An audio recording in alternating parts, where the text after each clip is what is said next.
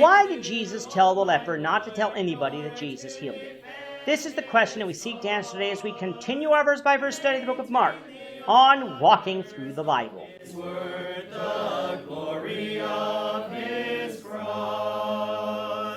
If you have a Bible with you, you can turn to Mark chapter 1. We're going to be reading from verses 40 to 45. If you don't have a Bible, don't worry. Just follow along with us on the screen. The version that we'll be reading from is the New King James Version. So, Mark chapter 1, beginning at verse 40.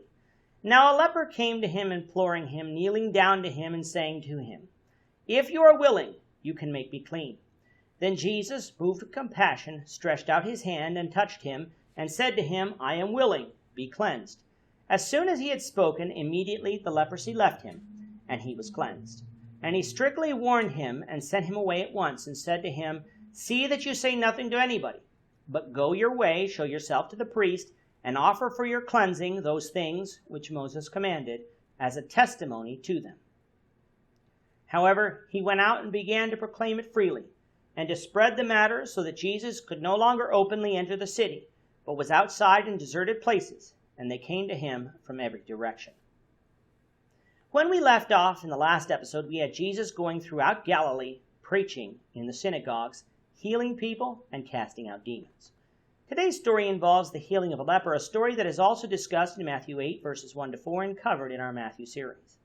Modern leprosy is an infectious disease that causes severe, disfiguring skin sores and nerve damage in the arms, legs, and skin areas around the body. Although it is not too contagious, it can be spread if you come in close and repeated contact with the nose or mouth droplets of someone who has untreated leprosy.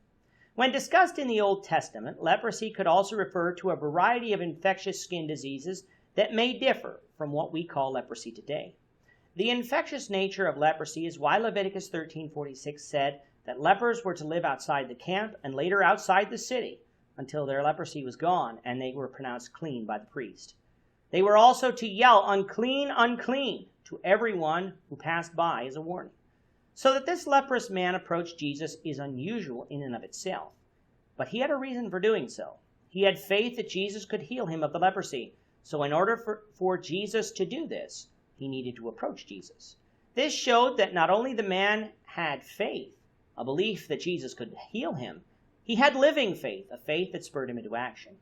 When the leper came to Jesus, he knelt down to him, with Matthew telling us that the leper worshipped him. Since worship means to bow down, there is no discrepancy here. Worship is something that is only reserved for God. Man was God's creation, and as such, was not to be worshipped.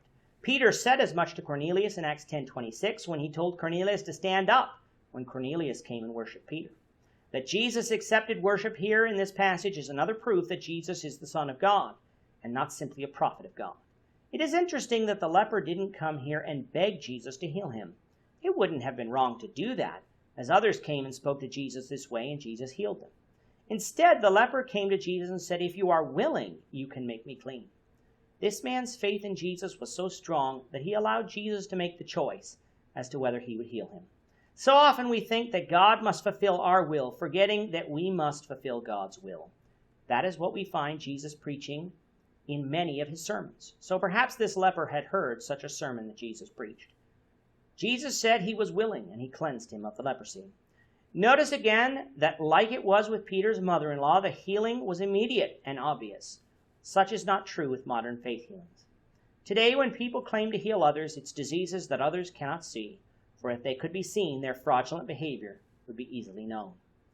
The so-called faith healers stir up people into such a frenzy. Their excitement can trick them into thinking that they were healed, but their symptoms will eventually return, at which point the person is blamed for not having enough faith. Such is not true with Jesus. Both the man and Jesus were calm, and Jesus simply spoke the words, and the leper was visibly cleansed right away. Even with this being true, Jesus told the leper to fulfill the requirements of the law of Moses, found in Leviticus 14:2-9, along with the requirements to go and show himself to the priest. Jesus also gave this man another instruction, an instruction that he did not follow, which was that he was not to tell anybody about how he was healed. Wouldn't he have to tell the priest? Well, he would have to show the priest that he was cleansed, but not how he was cleansed. Leprosy could be healed on its own, but this would take time. But the fact that the leprosy was gone didn't require a miracle. Often people ask, why did Jesus give this man the command not to tell anybody?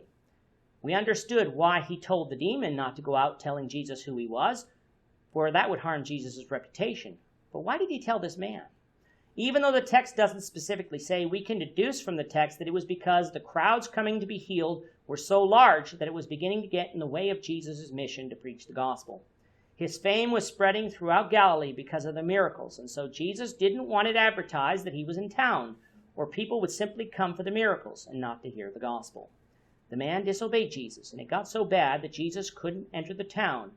He had to go into deserted places in order to accommodate the crowds that came to him. I can understand this man's excitement in being healed by Jesus, and put in the same situation, I probably would have done the same thing. But disobeying Jesus had difficult consequences, for it forced Jesus into the deserted places so that people came to him rather than him coming to them and teaching those who wanted to hear the word of God. With that, our time is up for today. Lord willing, we hope you'll join us for tomorrow's discussion of Mark chapter 2, verses 1 to 12, as we continue our walk through the Bible, one verse at a time. Thank you for watching today's episode. We hope that you found it edifying and ask that you not only subscribe to our channel and podcast, but that you like and share this episode among your friends so that the saving gospel of Jesus Christ can go out to the whole world.